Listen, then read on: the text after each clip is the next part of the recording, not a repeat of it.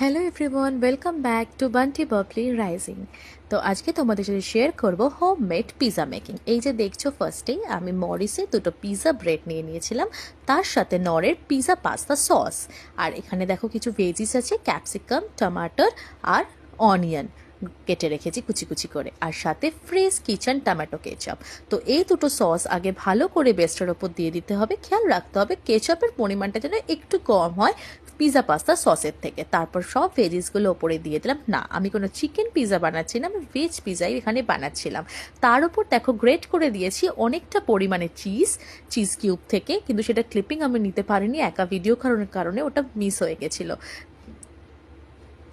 দেখতেই পাচ্ছ, এবার ফ্রিজ থেকে আমি নিয়ে নিলাম একটা আমুল লাইট বাটার।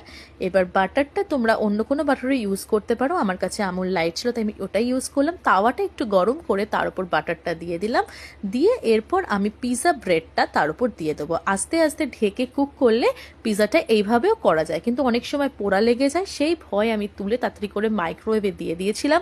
দিয়ে দেখো আমি 2 মিনিট মতো টাইম সেট করে দিয়েছিলাম, আর তারপরে রেডি হয়ে গেছিলো আমাদের গরমা গরম ভেজ চিজ পিৎজা। খেতে কিন্তু দারুণ হয়েছিল, আর সাথে কিন্তু অ্যাড করেছিলাম চিলি ফ্লেক্সও খাওয়ার আগে। তো সবাই বলো কেমন হয়েছে। টাটা।